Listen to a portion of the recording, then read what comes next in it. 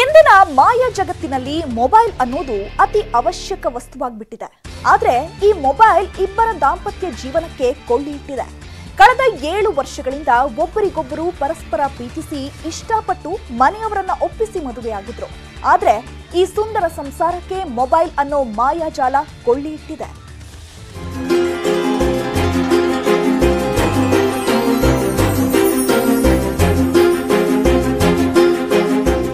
ಇವರಿಬ್ಬರದ್ದು 7 ವರ್ಷಗಳ ಪ್ರೀತಿ ಪ್ರೇಮ. ಕಾಲೇಜು ದಿನಗಳಲ್ಲೇ ಒಬ್ಬರನ್ನೊಬ್ಬರು ಇಷ್ಟಪಟ್ಟರು. ಪ್ರೀತಿಯ ದೋಣಿಯಲ್ಲಿ ಸಾಗಿದ್ರು. ಮನೆಯವರನ್ನ ಒಪ್ಪಿಸಿ ಮದುವೆ ಸಹ ಆಗಿದ್ರು. ಇಬ್ಬರು ಮುದ್ದಾದ ಮಕ್ಕಳ ಜೊತೆ ಸುಂದರ ಸಂಸಾರ ಕಟ್ಕೊಂಡಿದ್ರು. ಆದ್ರೆ ಮೊಬೈಲ್ ಅನ್ನೋ ಮಾಯಾಜಾಲ ಇವರ ದಾಂಪತ್ಯ ಜೀವನಕ್ಕೆ ಅಂತ್ಯ ಹಾಡಿದೆ.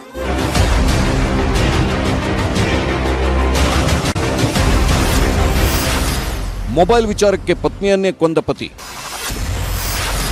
ಪ್ರೀತಿಸಿ ಮದುವೆಯಾದವಳಿಗೆ ಚೂರಿ ಇರಿದ. ಮನೆ ತುಂಬ ರಕ್ತದ ಕಲೆ, ರಕ್ತದ ಮಡುವಿನಲ್ಲಿ ಬಿದ್ದಿರೋ ಮಹಿಳೆ. ಈ ರಣಭೀಕರ ದೃಶ್ಯಗಳು ಕಂಡುಬಂದಿದ್ದು ಬೆಂಗಳೂರು ಗ್ರಾಮಾಂತರ ಜಿಲ್ಲೆಯ ಹೊಸಕೋಟೆ ತಾಲೂಕಿನ ತಾವರೆಕೆರೆ ಗ್ರಾಮದಲ್ಲಿ.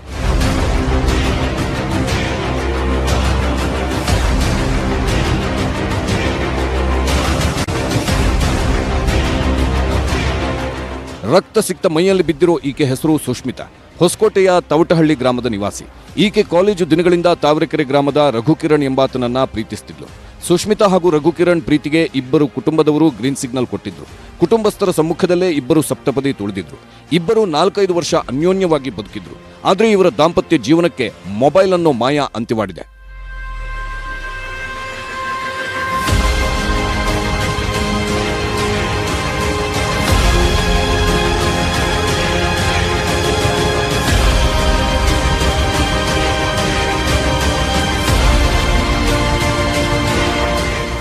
ಮೊಬೈಲ್ ವಿಚಾರಕ್ಕೆ ದಂಪತಿಗಳ ನಡುವೆ ಆಗಾಗ ಜಗಳವಾಗ್ತಿತ್ತಂತೆ. ಆರೋಪಿ ರಘುಕಿರಣ್ಗೆ ಪತ್ನಿ ಹೆಚ್ಚಾಗಿ ಫೋನ್ನಲ್ಲಿ ಮಾತಾಡ್ತಿರೋದು ಇಷ್ಟ ಆಗ್ತಿರ್ಲಿಲ್ವಂತೆ.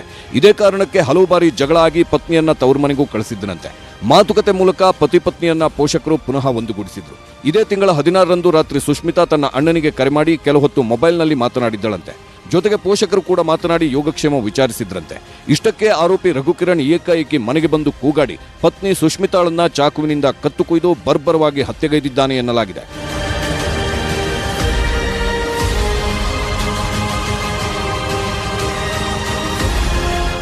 ಮೊಬೈಲ್ ವಿಚಾರಕ್ಕೆ ಪತಿ ಪತ್ನಿಯನ್ನೇ ಕೊಲೆಗೈದಿದ್ದು ದುರಂತ. ಇಬ್ಬರು ಮಕ್ಕಳು ಈಗ ತಾಯಿಯನ್ನ ಕಳೆದುಕೊಂಡು ಅನಾಥವಾಗಿವೆ. ಸುಷ್ಮಿತಾ ತಾಯಿ ಶಿವಮ್ಮ ನಂದಗುಡಿ ಪೊಲೀಸ್ ಠಾಣೆಯಲ್ಲಿ ದೂರು ದಾಖಲಿಸಿದ್ದಾರೆ. ಪೊಲೀಸರು ಆರೋಪಿ ರಘುಕಿರಣ್ಗೆ ಬಲೆ ಬೀಸಿದ್ದಾರೆ.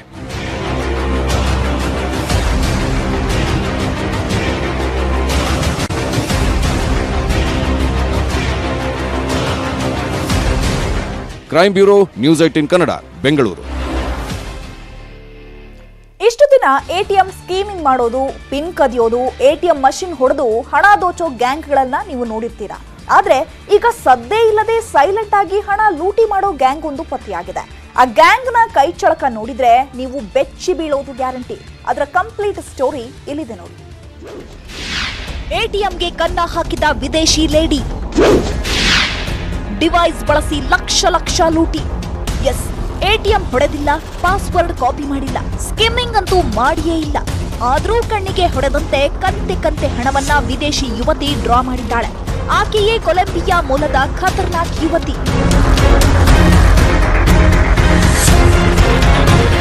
ಇವಳೆ ನೋಡಿ ಆ ಖಿಲಾಡಿ ಲೇಡಿ.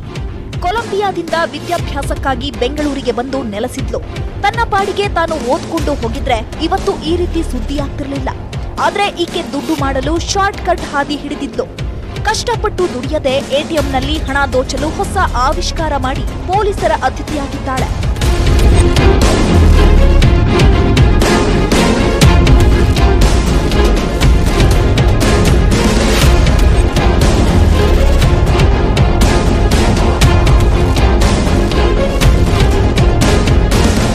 ಜನವರಿ 10ರ ಮಧ್ಯಾಹ್ನ ಶಿವರಾಮ ಕಾರಂತ ನಗರದ ಎಸ್ಬಿಐ ಬ್ಯಾಂಕ್ ಎಟಿಎಂಗೆ ಕೊಲಂಬಿಯಾ ಮೂಲದ ಯುವತಿ ಎಂಟ್ರಿ ಕೊಟ್ಟಿದ್ದಾಳೆ.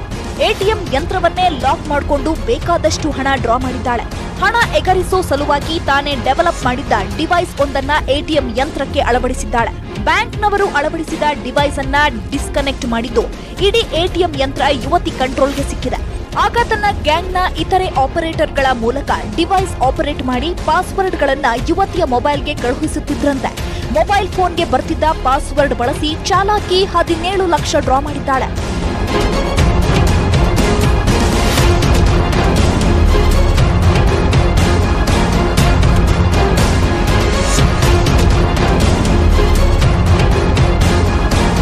ಯುವತಿ ದುಡ್ಡು ಎಗರಿಸಿದ್ದ ಅದೇ ಎಟಿಎಂಗೆ ಬಂದ ವ್ಯಕ್ತಿಯೋರ್ವ 1500 ಹಣ ಡ್ರಾ ಮಾಡಿದಾಗ 1 ಲಕ್ಷ ದುಡ್ಡು ಬಂದಿದೆ. ಕೂಡಲೇ ಬ್ಯಾಂಕ್ ಮ್ಯಾನೇಜರ್ಗೆ ವಿಷಯ ತಿಳಿಸಿದ್ದಾನೆ. ತಕ್ಷಣವೇ ಮ್ಯಾನೇಜರ್ ಮತ್ತು ಟೆಕ್ನಿಕಲ್ ಟೀಮ್ನೊಂದಿಗೆ ಬಂದು ಪರಿಶೀಲಿಸಿದಾಗ ಡಿವೈಸ್ ಅಳವಡಿಕೆ ಬೆಳಕಿಗೆ ಬಂದಿದೆ. ಸಿಸಿ ಕ್ಯಾಮೆರಾ ಪರಿಶೀಲಿಸಿದಾಗ ವಿದೇಶಿ ಲೇಡಿಯ ಕೈವಾಡ ಬಯಲಾಯಿತು. ಈ 17,71,000 ಆ್ಯಕ್ಚುಲಿ ಅವರು ಇದನ್ನು ಇಕ್ವಿಪ್ಮೆಂಟ್ ಕೂಡಿಸಿದ ನಂತರ ಅದು ATMಗೆ ಇದ್ರ ಥ್ರೂ ರೂಟೆಡ್ ಆಗುತ್ತೆ. ಆ ರೂಟೆಡ್ ಆದ ನಂತರ ಅವರು ಕನೆಕ್ಷನ್ ಕೊಟ್ಟಿರುವಂಥ ಒಂದೇನು ಇಕ್ವಿಪ್ಮೆಂಟ್ ಇದೆ ಅವ್ರಿಗೆ ಒಂದು ಸಪ್ರೇಟ್ ಪಾಸ್ವರ್ಡ್ ಹೋಗುತ್ತೆ. ಅವರು ಪಿನ್ ನಂಬರು ಬ್ಯಾಂಕ್ ಇಶ್ಯೂ ಮಾಡಿರೋದು ಹಾಕಲ್ಲ. ಆ OTP ಟೈಪ್ ಏನು ಹೋಗುತ್ತೆ ಆ OTPನ ಯೂಸ್ ಮಾಡಿಬಿಟ್ಟು ಈ ATMಯಿಂದ ವಿಡ್ರಾ ಮಾಡ್ತಾರೆ. ಬೇಸಿಕಲಿ ಇದೊಂದು ಪ್ರೋಗ್ರಾಮ್ ಆಗಿರುವಂಥ ಒಂದು ಇಕ್ವಿಪ್ಮೆಂಟ್, ಅವರು ಪ್ರೋಗ್ರಾಮ್ ಮಾಡಿರೋದಂಥ ಒಂದು ಇಕ್ವಿಪ್ಮೆಂಟ್. ಸಂಪಿಗೆಹಳ್ಳಿ ಠಾಣೆಯಲ್ಲಿ ಕೇಸ್ ದಾಖಲಾಗಿದ್ದು ವಿದೇಶಿ ಯುವತಿಯನ್ನ ಪೊಲೀಸರು ಬಂಧಿಸಿದ್ದಾರೆ. 20 ಲಕ್ಷ ಹಣ ಜಪ್ತಿ ಮಾಡಿ ಆಕೆಯ ಗ್ಯಾಂಗ್ ಬಂಧನಕ್ಕೆ ಬಲೆ ಬೀಸಿದ್ದಾರೆ. Crime bureau, news 18 Kannada, Bengaluru. Corona ಕೊಲ್ಲಲು ರಾಮಬಾಣವಾಗಿರೋ ಬ್ರಹ್ಮಾಸ್ತ್ರ ಬಳಕೆಯಾಗ್ತಿದೆ. ಸಿಟಿಯಲ್ಲಿ ಇಂದು ಖಾಸಗಿ ಆಸ್ಪತ್ರೆಗಳಲ್ಲಿ ಲಸಿಕೆ ವಿತರಣೆ ನಡೆಯಿತು. ನಿನ್ನೆ ಇಡೀ ದೇಶದಾದ್ಯಂತ ಆರಂಭವಾಗಿರೋ ಲಸಿಕೆ ವಿತರಣೆ ಅಭಿಯಾನ ಮುಂದುವರೆದಿದ್ದು ಖಾಸಗಿ ಆಸ್ಪತ್ರೆಗಳಲ್ಲಿ ಸಂಜೀವಿನಿ ಸುಗ್ಗಿ ನಡೆದಿದೆ.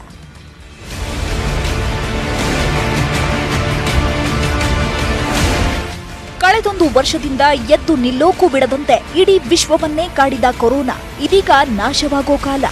ಮಹಾಮಾರಿ ವೈರಸ್ ವಿರುದ್ಧ ಹೋರಾಟಕ್ಕಿಳಿದಿದ್ದ ವಿಶ್ವದಲ್ಲೀಗ ಲಸಿಕೆ ಪರ್ವ. ಗಲ್ಲಿಯಿಂದ ದಿಲ್ಲಿಗೆ, ದೇಶದಿಂದ ವಿದೇಶಕ್ಕೆ ಹಾರಿ ಇಡೀ ಮನುಕುಲದ ನಾಶಕ್ಕೆ ಟೊಂಕ ಕಟ್ಟಿ ನಿಂತಿದ್ದ ಕ್ರೂರಿಯನ್ನ ಕಟ್ಟಿಹಾಕಲಾಗ್ತಿದೆ. ಲಕ್ಷಾಂತರ ಜೀವ ತೆಗೆದು ಕೇಕೆ ಹಾಕ್ತಿದ್ದ ಕೋವಿಡ್-19 ವೈರಸ್ ವಿರುದ್ಧ ಬ್ರಹ್ಮಾಸ್ತ್ರ ಪ್ರಯೋಗವಾಗ್ತಿದೆ. ನಿನ್ನೆಯಿಂದಲೇ ಇಡೀ ದೇಶದಾದ್ಯಂತ ಲಸಿಕೆ ವಿತರಣೆ ಬೃಹತ್ ಅಭಿಯಾನ ಆರಂಭವಾಗಿದ್ದು ಸಿಟಿಯಲ್ಲಿ ಸಂಜೀವಿನಿ ಸುಗ್ಗಿ ಮುಂದುವರೆದಿದೆ. 4 ಖಾಸಗಿ ಆಸ್ಪತ್ರೆಗಳಲ್ಲಿ ವ್ಯಾಕ್ಸಿನ್ ವಿತರಣೆ.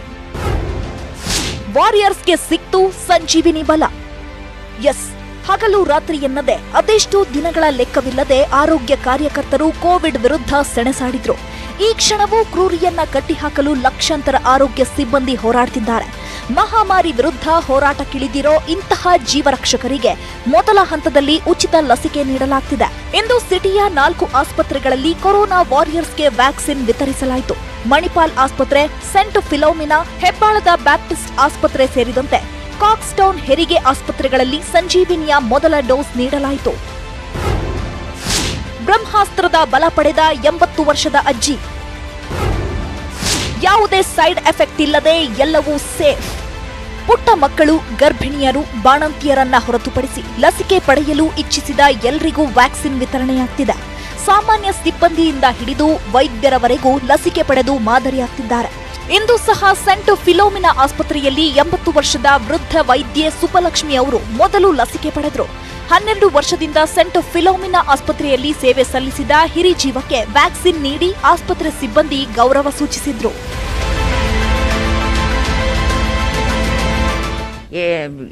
ಏನು ತೊಂದರೆ ಇಲ್ಲ, everything is taken care of. ಅಲ್ಲ, ನಾವು ಇವಾಗ ಧೈರ್ಯವಾಗಿ ಬಂದರೆ ನಮ್ಮ ಹಿಂದೆ ಎಲ್ಲರೂ ಬರ್ತಾರೆ ಅಂತ, ಇಲ್ಲದೆ ಹೋದರೆ ಎಲ್ಲರೂ ಹೆದರ್ಕೊಳ್ತಾರೆ ಅಂತ, ಅದಕ್ಕೋಸ್ಕರ ನಾವೇ ಫಸ್ಟ್ ಮೊದಲು ಬರೋದು. ಆಸ್ಪತ್ರೆ medical director doctor Shankar Prasad ಸಹ ಲಸಿಕೆ ಪಡೆದು ತಮ್ಮ ಸಿಬ್ಬಂದಿಯನ್ನ ಪ್ರೇರೇಪಿಸಿದ್ರು. ಮಣಿಪಾಲ್ ಆಸ್ಪತ್ರೆಯಲ್ಲಿ ಸ್ವಚ್ಛತಾ ಸಿಬ್ಬಂದಿ ವರಲಕ್ಷ್ಮಿ ಮೊದಲು ಲಸಿಕೆ ಪಡೆದು ಖುಷಿಪಟ್ರು. ನಮ್ಮಿಂದ ಎಲ್ಲರಿಗೂ ಒಳ್ಳೇದಾಗಬೇಕು, ಸೊ ಎಲ್ಲರೂ ಹಾಕಬೇಕು ಈ ಇಂಜೆಕ್ಷನ್ನ. 1 ವರ್ಷ ಆಯಿತು ಕೊರೋನಾ ಬಂದು, ಎಲ್ಲರೂ ಭಯ ಪಟ್ಕೊಂಡಿದ್ರು. ಇವಾಗ ಎಲ್ಲ ಮನೆ ಬಿಟ್ಟು ಆಚೆ ಕಡೆ ಬನ್ರಿ, ಎಲ್ಲರೂ ಈ ಇಂಜೆಕ್ಷನ್ನ ತಗೊಳ್ರಿ. ಇದೇ ವೇಳೆ ಸಚಿವ ಡಾಕ್ಟರ್ ಸುಧಾಕರ್ ಹಾಗೂ ಬಿಬಿಎಂಪಿ ಕಮಿಷನರ್ ಮಂಜುನಾಥ್ ಪ್ರಸಾದ್ ಮಣಿಪಾಲ್ ಆಸ್ಪತ್ರೆಗೆ ಭೇಟಿ ನೀಡಿ ವ್ಯಾಕ್ಸಿನ್ ವಿತರಣೆ ಪರಿಶೀಲಿಸಿದ್ರು. ಲಸಿಕೆ ಹಾಕ್ಸ್ಕೊಳ್ಳಿಕ್ಕೆ ಬಹಳ ಕ್ಯೂ ಇದ್ದಾರೆ. ಎಲೆಕ್ಷನ್ ಅನ್ನ ಹೇಗೆ ಮಾಡ್ತೀವಿ ಅದೇ ರೀತಿ ಇವತ್ತು ಬೂತ್ಗಳನ್ನು ಗೊತ್ತುವರಿ ಮಾಡಿದ್ದಾರೆ. ಬಹಳ ಒಂದು ವ್ಯವಸ್ಥಿತವಾಗಿ ಇಲ್ಲಿ ಲಸಿಕೆ ಕೊಡೋದನ್ನ ಮಣಿಪಾಲ್ ಸಂಸ್ಥೆಯವರು ಮಾಡಿದ್ದಾರೆ. ಬ್ಯಾಪ್ಟಿಸ್ಟ್ ಆಸ್ಪತ್ರೆ ಹಾಗೂ ಕಾಕ್ಸ್ಟೌನ್ ಹೆರಿಗೆ ಆಸ್ಪತ್ರೆಯಲ್ಲೂ ಲಸಿಕೆ ಸುಗ್ಗಿ ಜೋರಾಗಿತ್ತು. ಇಂದು ಈ 4 ಆಸ್ಪತ್ರೆಗಳಲ್ಲಿ ಲಸಿಕೆ ಪಡೆದವರು ಎಷ್ಟು ಮಂದಿ ಅಂತ ನೋಡೋದಾದ್ರೆ ಮಣಿಪಾಲದ 41 ಕೇಂದ್ರಗಳಲ್ಲಿ 4055 ಮಂದಿಗೆ ಲಸಿಕೆ ನೀಡೋ ಟಾರ್ಗೆಟ್ ಹಾಕಿಕೊಳ್ಳಲಾಗಿತ್ತು. ಆದರೆ ಇಂದು 2704 ಮಂದಿ ಲಸಿಕೆ ಪಡೆದಿದ್ದಾರೆ. ಸಂತ ಫಿಲೋಮಿನಾ ಆಸ್ಪತ್ರೆಯ 7 ಕೇಂದ್ರಗಳಲ್ಲಿ 700 ಜನರಿಗೆ ಲಸಿಕೆ ನೀಡಬೇಕಿತ್ತು. ಆದರೆ 165 ಮಂದಿ ಇಂದು ವ್ಯಾಕ್ಸಿನ್ ಹಾಕಿಸಿಕೊಂಡಿದ್ದಾರೆ. ಬ್ಯಾಪ್ಟಿಸ್ಟ್ ಆಸ್ಪತ್ರೆಯ 14 ಕೇಂದ್ರಗಳಲ್ಲಿ 1374 ಮಂದಿಗೆ ಲಸಿಕೆ ನೀಡೋ ಟಾರ್ಗೆಟ್ ಇತ್ತು. ಆದರೆ ಬಂದಿದ್ದು 758 ಮಂದಿ. ಇನ್ನು ಕಾಕ್ಸ್ ಟೌನ್ನ ಟಾರ್ಗೆಟ್ 98 ಇದ್ರೆ ಅಲ್ಲಿ ವ್ಯಾಕ್ಸಿನ್ ಪಡೆದವರು 32 ಜನ. ಸೊ ಒಟ್ಟು 63 ಕೇಂದ್ರಗಳಲ್ಲಿ 6277 ಮಂದಿಗೆ ಲಸಿಕೆ ನೀಡಲು ಉದ್ದೇಶಿಸಲಾಗಿತ್ತು. ಆದರೆ ಇಂದು 3659 ಮಂದಿ ವ್ಯಾಕ್ಸಿನ್ ಹಾಕಿಸಿಕೊಂಡಿದ್ದು 58% ಮಂದಿ ಜೀವಾಮೃತವನ್ನ ತಮ್ಮ ದೇಹದಲ್ಲಿ ಸೇರಿಸಿಕೊಂಡು ಕ್ರೂರಿ ವಿರುದ್ಧ ಸೆಣಸಲಿದ್ದಾರೆ. ಕೋವಿಡ್ ವಿರುದ್ಧ ಹೋರಾಟ ಆರಂಭವಾಗಿದ್ದು ವೈರಸ್ ನಾಶ ಶುರುವಾಗಿದೆ. ಹಾಗಂತ ಮೈ ಮರೆಯದೆ ಮಾರ್ಗಸೂಚಿ ಪಾಲಿಸಿದ್ರೆ ವೈರಸ್ ವಿರುದ್ಧದ ಯುದ್ಧವನ್ನ ಶೀಘ್ರದಲ್ಲೇ ಗೆಲ್ಲಬಹುದು. ಮುನಿರಾಜು ಜೊತೆ ಶರಣು ಹಂಪಿ, ನ್ಯೂಸ್ 18 ಕನ್ನಡ, ಬೆಂಗಳೂರು. ಈಗಾಗಲೇ ಲಸಿಕೆ ಅಭಿಯಾನ ಶುರುವಾಗಿದ್ದು ನಾಳೆ ಸಿಟಿಯಲ್ಲಿ ಮತ್ತೊಂದು ಹಂತದ ದೊಡ್ಡ ಕ್ಯಾಂಪೇನ್ ನಡೆಯಲಿದೆ. ನಿನ್ನೆ ಮೊದಲ ದಿನ ವ್ಯಾಕ್ಸಿನ್ ವಿತರಣೆ ಸಕ್ಸಸ್ ಆಗಿದ್ದು ನಾಳೆ ಮತ್ತೊಂದು ಮಹಾ ಹಂತದಲ್ಲಿ ಲಸಿಕೆ ವಿತರಣೆ ನಡೆಯಲಿದೆ. ಸಿಟಿಯ ಬಹುತೇಕ ಆರೋಗ್ಯ ಕೇಂದ್ರಗಳಲ್ಲಿ ವ್ಯಾಕ್ಸಿನ್ ಸಿಗಲಿದೆ.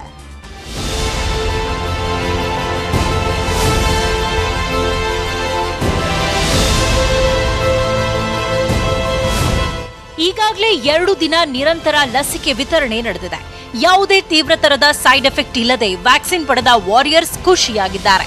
ಹಂತ ಹಂತವಾಗಿ ಲಸಿಕಾ ವಿತರಣೆ ಕೇಂದ್ರಗಳನ್ನು ಹೆಚ್ಚಿಸ್ತಾ ಇರೋ ಬಿಬಿಎಂಪಿ ನಾಳೆಯಿಂದ ಸಂಜೀವಿನಿ ವಿತರಣೆಗೆ ಮತ್ತಷ್ಟು ಸ್ಪೀಡ್ ಕೊಡಲಿದೆ. ಎಲ್ಲ ವಾರಿಯರ್ಸ್ಗೂ ಲಸಿಕೆ ನೀಡಲು ಸಿದ್ಧತೆ ನಡೆದಿದ್ದು ಬಹುತೇಕ ಆರೋಗ್ಯ ಕೇಂದ್ರಗಳಲ್ಲಿ ಜೀವಾಮೃತ ಸಿಗಲಿದೆ. ನಾಳೆ 141 ಪ್ರಾಥಮಿಕ ಆರೋಗ್ಯ ಕೇಂದ್ರಗಳಲ್ಲಿ ವ್ಯಾಕ್ಸಿನೇಷನ್. ಲಸಿಕೆ ಪಡೆಯಲು 1.82 ಲಕ್ಷ ಮಂದಿ ನೋಂದಣಿ.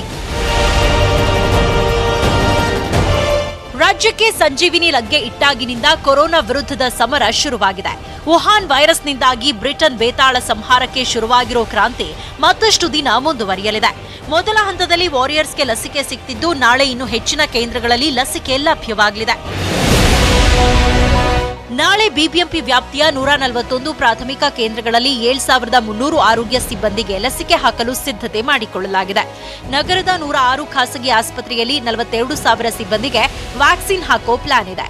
ಇದರ ಜೊತೆಗೆ 9 ಮೆಡಿಕಲ್ ಕಾಲೇಜುಗಳಲ್ಲಿ 28,000 ಕೊರೋನಾ ವಾರಿಯರ್ಸ್ಗೆ ಲಸಿಕೆ ನೀಡಲಾಗುತ್ತೆ.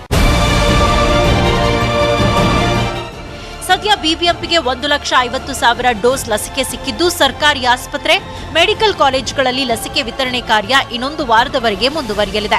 ನಾಳೆ ಬಹುತೇಕ ಖಾಸಗಿ ಆಸ್ಪತ್ರೆಗಳಲ್ಲಿ ವ್ಯಾಕ್ಸಿನ್ ವಿತರಣೆ ಕಾರ್ಯ ಕೊನೆಗೊಳ್ಳಲಿದೆ. 106 ಪ್ರೈವೇಟ್ ಹಾಸ್ಪಿಟಲ್ಸ್ ಅಲ್ಲಿ 42,000 ಜನ ಇದ್ದಾರೆ. ಮೆಡಿಕಲ್ ಕಾಲೇಜಸ್ ಅಲ್ಲಿ ನಾವು ಡೇಟಾ ಎಂಟರ್ ಮಾಡಿದ್ರಲ್ಲಿ ಅದರಲ್ಲಿ ಒಂದು 9 ಮೆಡಿಕಲ್ ಕಾಲೇಜಲ್ಲಿ 28,000 ಜನ ಇದ್ದಾರೆ. ಎಲ್ಲ ಸಂಪರ್ಕ ಮಾಡಿ ಯಾರ್ಯಾರು ರೆಡಿಯಾಗಿದ್ದಾರೆ ನಾಳೆಯಿಂದ ಸ್ಟಾರ್ಟ್ ಮಾಡಬಹುದು. ಮೊದಲ ಹಂತದಲ್ಲಿ ಲಸಿಕೆ ಕೊರತೆ, ಎರಡನೇ ಡೋಸ್ಗೂ ವ್ಯಾಕ್ಸಿನ್ ಕೊರತೆ. ಕೊರೋನಾ ಲಸಿಕೆ ಪಡೆಯಲು ವಾರಿಯರ್ಸ್ ತುದಿಗಾಲಲ್ಲಿ ನಿಂತಿದ್ದಾರೆ. ಇದುವರೆವಿಗೂ ಬಿಬಿಎಂಪಿಯಲ್ಲಿ 1,82,000 ಮಂದಿ ವ್ಯಾಕ್ಸಿನ್ ಪಡೆಯಲು ರಿಜಿಸ್ಟ್ರೇಷನ್ ಮಾಡಿಸಿಕೊಂಡಿದ್ದಾರೆ. ಆದರೆ ಬಿಬಿಎಂಪಿಗೆ ಸಿಕ್ಕಿರೋದೇ 1,50,000 ಡೋಸ್. ಹೀಗಾಗಿ ಶೀಘ್ರದಲ್ಲೇ ಮತ್ತಷ್ಟು ಲಸಿಕೆ ನೀಡುವಂತೆ ಪಾಲಿಕೆ ಬಿಬಿಎಂಪಿಗೆ ಮನವಿ ಮಾಡಿದೆ. ಇದರೊಂದಿಗೆ ಕೋವಿನ್ ಆಪ್ನಲ್ಲಿ ರಿಜಿಸ್ಟ್ರೇಷನ್ ಮಾಡಿಸಿಕೊಳ್ಳಲು ತಾಂತ್ರಿಕ ಸಮಸ್ಯೆ ಎದುರಾಗಿದ್ದು ಮ್ಯಾನ್ಯುಯಲ್ ಆಗಿಯೂ ರಿಜಿಸ್ಟ್ರೇಷನ್ಗೆ ಅವಕಾಶ ನೀಡಲಾಗಿದೆ. ಇಡೀ ದೇಶದ ಮಾಡಿರ್ತಕ್ಕಂಥ ಒಂದು ಪೋರ್ಟಲ್ ಅಲ್ಲಿ ಅದು ಸಮಸ್ಯೆ ಆಗುತ್ತೆ ಅನ್ನೋ ಕಾರಣದಿಂದನೇ ಸಮಸ್ಯೆ ಆದ್ರೆ ಮ್ಯಾನ್ಯುಯಲ್ ಮಾಡೋದಕ್ಕೆ ಅವಕಾಶ ಇದೆ, ಅದ್ರ ಪ್ರಕಾರ ಮಾಡ್ತಾ ಇದ್ದಾರೆ. ಸದ್ಯ ಮೊದಲ ಹಂತದಲ್ಲಿ ವಾರಿಯರ್ಸ್ಗೆ ಮೊದಲ ಡೋಸ್ ನೀಡಲಾಗ್ತಾ ಇದೆ. 28 ದಿನದ ನಂತರ ಎರಡನೇ ಡೋಸ್ ಕೊಡಲಾಗುತ್ತೆ. ಆದರೆ ಸದ್ಯ ಸಿಟಿಯಲ್ಲಿ ಎರಡನೇ ಡೋಸ್ ನೀಡಲು ಸಹ ಲಸಿಕೆ ಸಂಗ್ರಹವಿಲ್ಲ. ಈ ಬಗ್ಗೆ ಕೇಂದ್ರಕ್ಕೆ ಮನವಿ ಮಾಡಿದ್ದು ಲಸಿಕೆ ಕೊರತೆಯಾಗದಂತೆ ಎಲ್ಲರಿಗೂ ಸಕಾಲಕ್ಕೆ ಲಸಿಕೆ ಸಿಗಲಿದೆ ಅಂತಾರೆ ಆರೋಗ್ಯ ಸಚಿವರು. ಜೊತೆಗೆ ರಿಜಿಸ್ಟ್ರೇಷನ್ ಮಾಡಿಸಿಕೊಂಡು ಲಸಿಕೆ ತೆಗೆದುಕೊಳ್ಳಲು ಆಗದವರಿಗೆ ಮತ್ತೆ ಅವಕಾಶ ನೀಡಲಾಗಿದೆ. ಎರಡನೇ ಡೋಸ್ಗೆ ನಮ್ಮಲ್ಲಿ ಲಸಿಕೆ ಇನ್ನೂ ಕೂಡ ಕಡಿಮೆ ಇದೆ. ಮಾನ್ಯ ಕೇಂದ್ರ ಆರೋಗ್ಯ ಸಚಿವರ ಜೊತೆ ನಾನು ಸಭೆಯನ್ನು ಮಾಡಿದಾಗ ನಾನು ಅವರಿಗೆ ಮನವಿ ಮಾಡಿದ್ದೀನಿ, ಅವರು ಒಪ್ಪಿದ್ದಾರೆ. ಯಾರು ತೆಗೆದುಕೊಳಕ್ಕೆ ಆಗಿಲ್ಲ ಕಾರಣಾಂತರಗಳಿಂದ ಅವರನ್ನು ಮತ್ತೆ ನಾವು ದಾಖಲಿಸ್ಕೊಂಡು ಅವ್ರಿಗೆ ಖಂಡಿತವಾಗಿಯೂ ಕೂಡ ಕೊಡುವಂಥ ಕೆಲಸ ಆಗ್ತದೆ. ಇನ್ನು ನಾಳೆ ಬಿಬಿಎಂಪಿ ವ್ಯಾಪ್ತಿಯ 141 ಕೇಂದ್ರಗಳಲ್ಲಿ ಲಸಿಕೆ ನೀಡಲಿರೋ ಹಿನ್ನೆಲೆಯಲ್ಲಿ ದಾಸಪ್ಪ ಆಸ್ಪತ್ರೆಯಿಂದ ಲಸಿಕೆ ವಿತರಣೆ ಮಾಡಲಾಯಿತು. ಅಂಜನಪ್ಪ ಗಾರ್ಡನ್ ಆಸ್ಪತ್ರೆಗೆ 500 ಡೋಸ್ ಹಾಗೂ ದಾಸರಹಳ್ಳಿಯ ವಲಯಕ್ಕೆ 2500 ಡೋಸ್ ವ್ಯಾಕ್ಸಿನ್ ರವಾನಿಸಲಾಯಿತು. ಸದ್ಯ ಮೊದಲ ಹಂತದ ವ್ಯಾಕ್ಸಿನೇಷನ್ಗೆ ಲಸಿಕೆ ಹಂಚಿಕೆ ಕಾರ್ಯ ಪೂರ್ಣವಾಗಿ ಮುಗಿದಿದ್ದು, ನಾಳೆಯಿಂದ ಲಸಿಕೆ ವಿತರಣೆ ಕಾರ್ಯ ಇನ್ನಷ್ಟು ತೀವ್ರಗೊಳ್ಳಲಿದೆ. ಶರಣು Hampi, news 18 Kannada, Bengaluru. Welcome back. ಮನೆ ಕಟ್ಟುವ ವಿಚಾರಕ್ಕೆ ಸಂಬಂಧಪಟ್ಟಂತೆ ಮನೆಗೆ ನುಗ್ಗಿ ಕಿಡಿಗೇಡಿಗಳು ಹಿಗ್ಗಾಮುಗ್ಗಾ ಥಳಿಸಿರೋ ಆರೋಪ ಕೇಳಿಬಂದಿದೆ. ಬೆಂಗಳೂರು ಗ್ರಾಮಾಂತರ ಜಿಲ್ಲೆಯ ಹೊಸಕೋಟೆ ತಾಲೂಕಿನ ದಾಸರಹಳ್ಳಿಯಲ್ಲಿ ಈ ಘಟನೆ ನಡೆದಿದೆ. 10ಕ್ಕೂ ಹೆಚ್ಚು ಜನರ ಗುಂಪು ಹಾಡು ಹಗಲೇ ಮನೆಗೆ ನುಗ್ಗಿ ಥಳಿಸಿದ್ದಾರಂತೆ. ಗಲಾಟೆ ದೃಶ್ಯ ಸಿಸಿ ಕ್ಯಾಮೆರಾದಲ್ಲಿ ಸೆರೆಯಾಗಿದೆ. ಊರಿನ ಮಧ್ಯದಲ್ಲಿ ಅಶ್ವಥ್ ಅನ್ನೋರು ಮನೆ ನಿರ್ಮಿಸುತ್ತಿದ್ದಾರೆ. ಇದಕ್ಕೆ ಕೆಲವರು ಅಡ್ಡಿಪಡಿಸಿ ಹಲ್ಲೆ ಮಾಡಿದ್ದಾರೆ ಅಂತ ಅಶ್ವಥ್ ಕುಟುಂಬದವರು ಆರೋಪಿಸಿದ್ದಾರೆ. ಗಾಯಗೊಂಡಿರೋ ಅಶ್ವಥ್ ಹಾಗೂ ಮನೆಯವರಿಗೆ ಖಾಸಗಿ ಆಸ್ಪತ್ರೆಗೆ ದಾಖಲಿಸಿ ಚಿಕಿತ್ಸೆ ನೀಡಲಾಗುತ್ತಿದೆ.